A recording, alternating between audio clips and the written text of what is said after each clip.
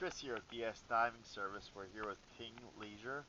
Today's date is August 13th, 2019. We're going to be doing a quick comparison video. The hull is already done because the tide was going out and I didn't want to lose time. So we're just going to look at the props, shafts, and also the hydraulics of the swim platform. So let's go ahead and take a quick look.